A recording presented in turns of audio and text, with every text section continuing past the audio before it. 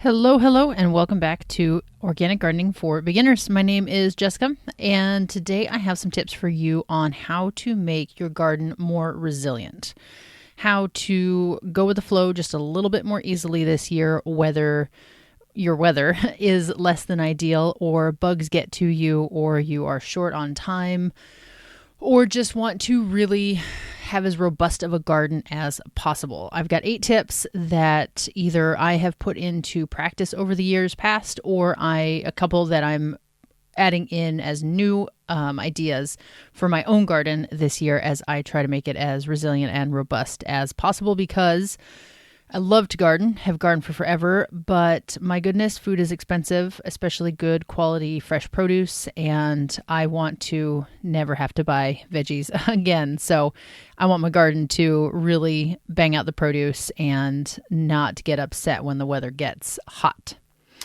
Alrighty, so it could be that you live in a drier area, or maybe you're in the South where pests are terrible, or seed packets are getting just a little bit more expensive, but all of those have different measures that you can take, different steps to either avoid them a little bit or just smooth them out a little bit. So to start off, one of the easiest things that I think you can implement is water catchment and using gray water.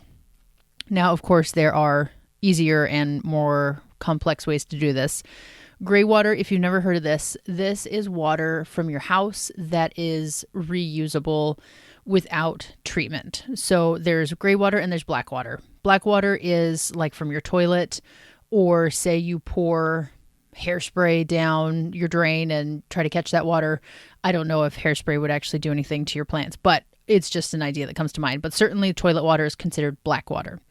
However, dishwater or laundry water or rinse water, stuff like that, is what's called gray water. So you can use it again. It's not good for drinking, but it's perfectly good for your plants to drink. And the way that I started this was when we lived in Southern California, and as anybody knows, water is expensive down there and not so plentiful from the sky. And so I would start saving the water from warming up shower water into a bucket. You know, that minute, 2 minutes, 30 seconds, whatever it is for your bathroom, for the water in the shower to heat up. I would just catch it in a bucket. Once it started to go warm, take the bucket out, set it aside, have my shower good to go, and then go empty that out into the garden afterwards. I did the same for washing dishes, letting that water that's running as I'm waiting for it to warm up run into a bucket or a big bowl, or my rinse water, because I hand wash dishes. I've always had dishwashers, but I prefer hand washing, and so that soapy rinse water is perfectly fine to use in the garden. Now, caveat there is use like an eco-friendly biodegradable dish soap, not, say like Dawn or Joy or those a little bit harsher ones, because I couldn't personally speak to how those will react in the garden. But like BioClean or 7th Gen or, those sorts of brands, you will be totally fine using those in the garden. For the water catchment side, this is setting up a rain barrel, putting a bucket underneath a leaky gutter or downspout, any method to catch water that is coming naturally to your property. You can get that off of a roof, off of a shed, stuff like that. That one takes a little bit more thought and effort, and I'm not going to go super deep into that right now because that's a whole episode into its own. You can certainly find resources for that on YouTube. But basically a big barrel where your gutters drain into it, and then you can put a spigot on the bottom, or you can just scoop out of the top and use that to water your garden so that you're not so reliant on maybe your well. Maybe you've got a well that runs dry in the summertime or, gets low. Or your city water is expensive, or you're on restrictions. They've done that in Southern California, plenty summers.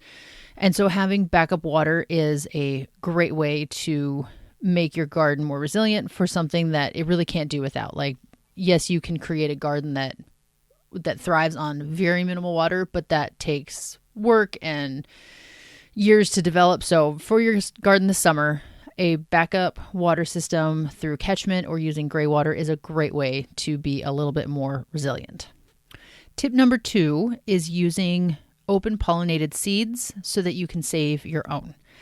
Now, as you've heard me say many, many times, I love going through a seed catalog and looking at all the pretty new things and the disease resistant varieties and new for, insert year here. And I certainly buy from the catalogs. But one way that you can both cut costs, but also make your garden require fewer inputs, therefore being more resilient, is by saving your own seeds. And this is definitely a more intimidating measure to take in your garden, unnecessarily so sometimes, because some of these seeds are so easy to save, and you can start with just, say one thing per season, or maybe one spring crop and one summer crop. So saving seeds from something like open pollinated corn or squash or tomatoes, kale is easy. I shouldn't say it's easy.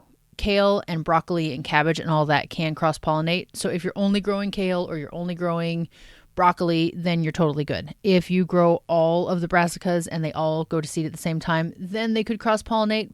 But the cool thing is, if you save those seeds and you plant them the next year, it might not come up true to what you grew before, but that doesn't mean that it won't be something really yummy to eat or something that is super productive. Like, you can eat broccoli leaves and cauliflower leaves and it tastes totally fine, even though it doesn't look like what we would normally consider cauliflower or, a head of broccoli. So that was a little bit of a tangent, but point is, you can find open pollinated seeds that you can then save for next year. You can do this with flowers such as cosmos, sunflowers, zinnias. Those are 3 really, really easy examples. Nasturtium. With the veggies, like I said, corn, tomatoes, squash, the brassicas. The larger the seed, typically the easier it is to save. You can do it with cucumbers as well. That just made me think of a large seed to save. When you're going through the catalog, look for that open pollinated designation. Sometimes it's an heirloom, listed as an heirloom variety. Basically, a hybrid is one that you can't reliably reproduce yourself, and so those are the ones you want to stay away from saving. Think of sun gold tomato, the one that everybody loves, but that is definitely a hybrid. So if you save those seeds, they will likely not produce the perfect sun gold again the next year because you don't have the exact parents to bring together to reliably produce that sun gold. But whatever your end results are, it's still a worthy experiment to see what you can produce yourself. And one of the added benefits here is if you save your seeds year after year, you will start working towards regional adaptation. So the plants are more acclimated to your climate, your water, your sun exposure and all that. And then those traits or the reaction to those traits will get passed on generation after generation. That's why there are seed companies that, specialize in warm weather or low water environments. Or here in the Pacific Northwest, we've got territorial seeds. Or I just bought a ton of my seeds this year from a company called Uprising. And they source all of their seeds from Oregon and Washington, and I think maybe a little bit of BC. But point is, it's all grown in this cooler, soggy environment. They're not sourcing seed that was grown in Alabama or Maine or Southern California that have completely different climates than here.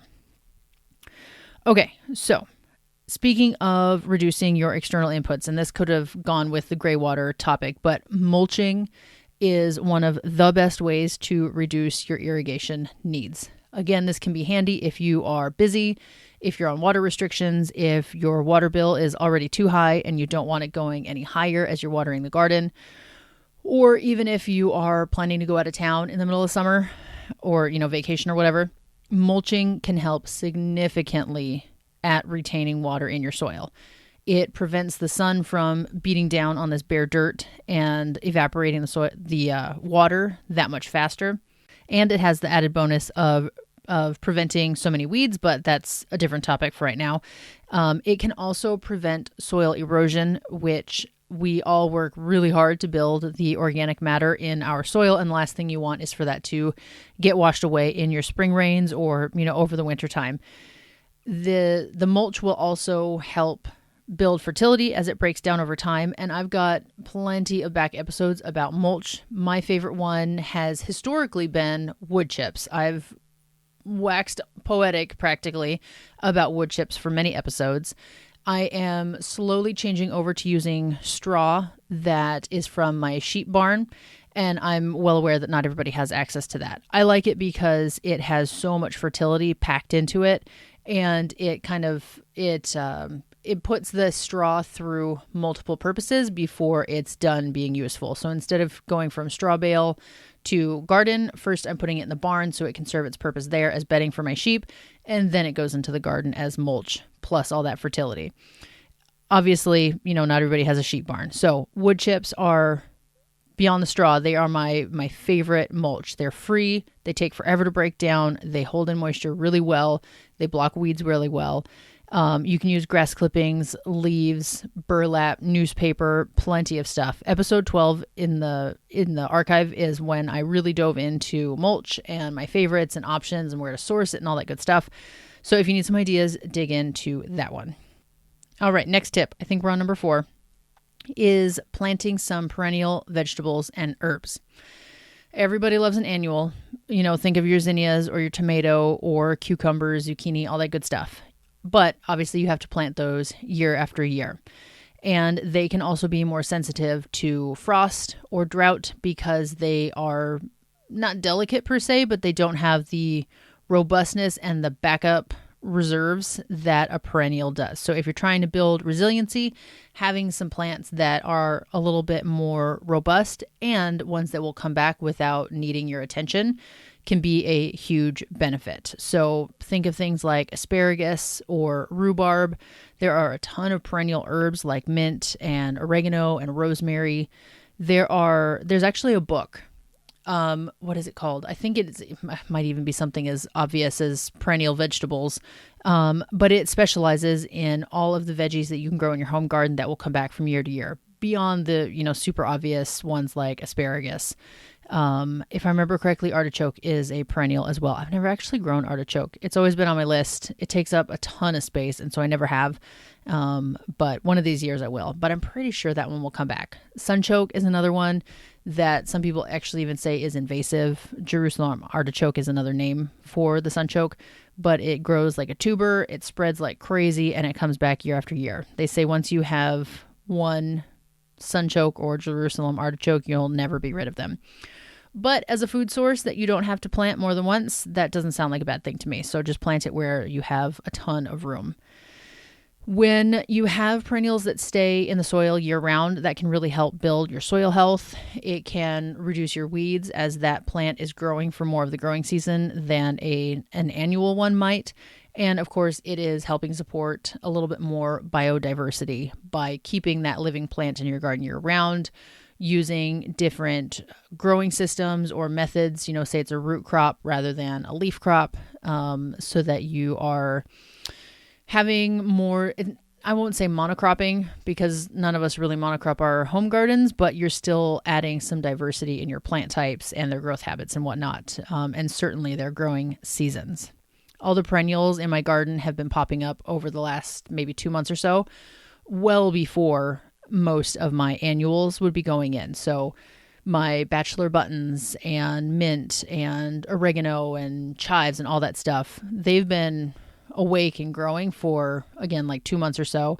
And, maybe a month ago is when I started putting in all the lettuce and the snap peas and all those annual crops. So you can really extend your season, extend your food production, increase your resiliency when you have some perennial crops.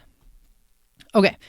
So speaking of making things low maintenance and convenient, because there's definitely some convenience to perennials, I would highly advise you to plant your garden as close to the house as possible. And this might sound weird when we're talking about resiliency, but the reason why is because if you have to walk 3 steps out your door to get to your garden to water it, weed it, mulch it, harvest it, plant it, that is way easier to do than when you have to go out your door and walk for 1 minute. And I know that sounds ridiculous. 1 whole minute to the garden. Believe you me, there are nights where I'm cooking dinner. And so a backstory is I have 2 garden areas. I have a small garden literally behind the kitchen door or the back door that is right next to the house. And then I've got another bigger garden that is that 1 minute walk from the house. It might not even be 1 minute. I'll have to time it one day. And there are some dinners where I need cilantro or chives or whatever. And I don't go to the 1 minute away garden where it's growing because I'm busy, or, I don't want to take that second to do it, or, I don't want to leave the kids in the house by themselves, or whatever it is. And if that plant were in the next to the house garden, all I would do is go out there and get it. Don't even need to put shoes on. And so if your goal is to have the healthiest garden possible, one that you can take all these steps to make it more resilient over the growing season, highly recommend keep it close to the house. You are going to be so much more likely to go out there and do what it needs. You're also going to be closer, most likely, to irrigation because we all have spigots at our house, but maybe not a little bit farther away in your yard, so it's easier to water it. If you need to go out on bug hunts and get the slugs or the Japanese beetles or the aphids, again, if you just have to walk out your door to go do it, chances are much higher that you're going to do that rather than traipsing to the backside of your property or, some other inconvenient location. I will say, if your only access to a garden is something like a community garden, where obviously it's not right out your back door, do that anyways. I lived a time in an apartment and I used a community garden plot, and it was inconvenient as all get up. But it was still worth it to be able to grow something. It was a pain in the butt to travel there to go water. It was so easy to blow it off and be like, I'll go check on it tomorrow, or I'll get to those weeds next time, or I don't want to walk there. I could walk or ride my bike where it was located from my apartment. But it's still totally worth it, especially this day and age. I would still totally recommend it, even if it's a little bit inconvenient. The other exception that I would make is if the only good sun exposure that you've got is farther away from the house. Say you've got big trees near your house that cast shade all day long, then put the garden where it's sunny and just suck it up and get out there to water and weed and mulch and all that stuff that you need to do. Even when it's inconvenient, I tell myself that too. So I'm not being hard on you and not myself. Go where there's sun, because your garden will be way more productive when it gets that full sun exposure.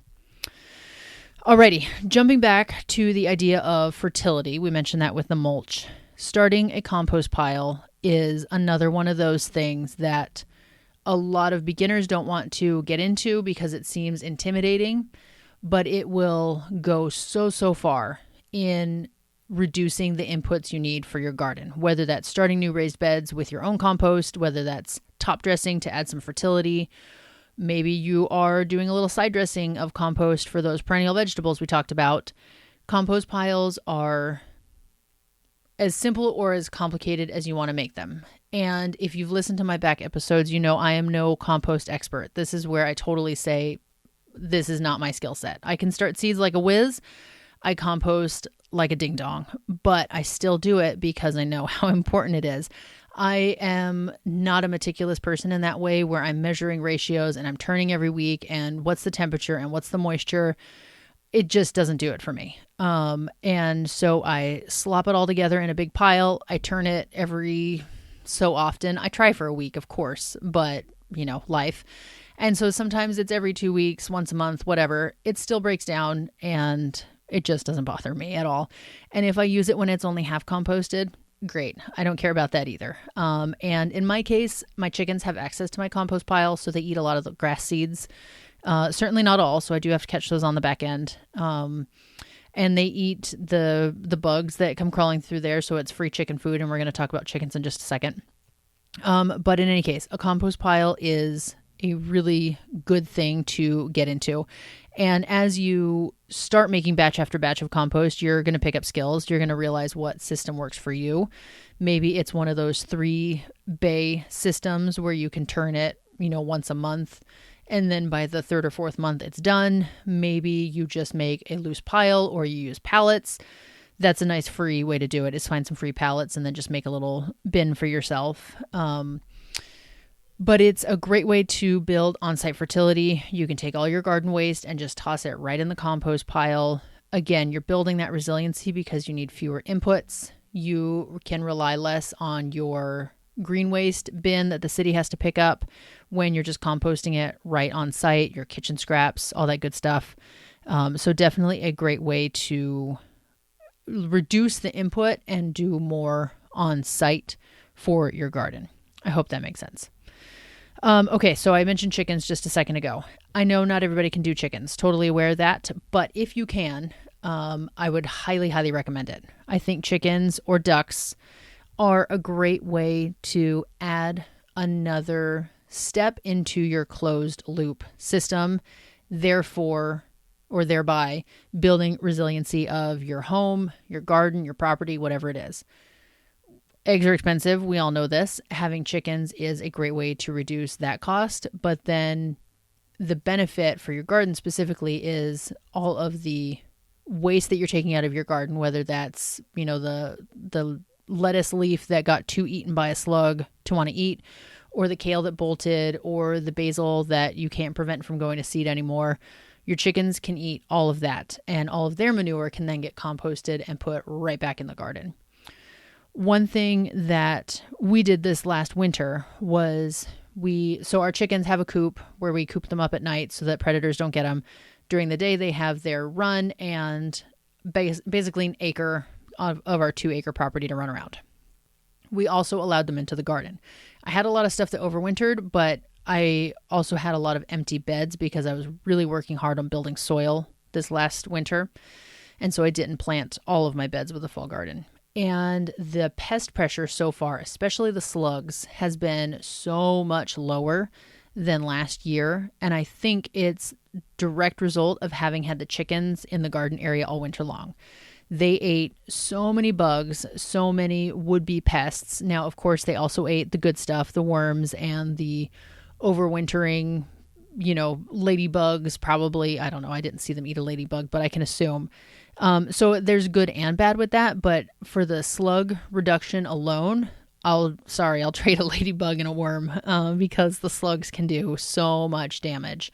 And so my lettuce and bok choy and Napa cabbage and all that good stuff that normally would get really attacked by slugs has not happened. So long story short, to bring it back to our idea of resiliency, adding in chickens can boost fertility, reduce pest pressure, be kind of an extra hand in your garden maintenance throughout the season, which will create a more robust, more productive, healthier garden. If you are super brave and you want to go for small livestock, this is a total side note, I would highly recommend sheep. Their manure is bar none for the garden. I know everybody talks about rabbit poop and alpaca poop for the garden, and those are awesome too. But I love sheep because their manure is great and their wool is awesome for the garden as well as a slug and snail deterrent because they don't like to crawl over the wool. And you can milk them if you get a dairy breed, or if you like to eat lamb, then you can raise your own meat sheep. But that again is another episode. I just love my sheep. They're so fun and they are a big benefit for the garden. Another note, sorry, I almost forgot. If you're worried about plant damage with your chickens, that is definitely something to pay attention to. Your chickens will destroy your garden during the season. They'll scratch everything up. They'll eat it to the ground. So keep the chickens out of your garden unless it's the off season or you have, something like row covers or a low tunnel over your productive beds. If you want something in your garden all year, go for ducks. Indian runners in particular are really light. So if they step on something, it's not quite so damaging as a heavier breed of duck. And they will get in there. They'll eat the slugs. They'll eat some grass. They'll fertilize as they go. So those are a great option as well. And Indian runners run, as their name implies, and they are funny little things to watch. They look like bowling pins to me when they're running around. Okay, last tip. Nope, second to last. I just looked at my list. Building a hedgerow for bird shelter and bug control.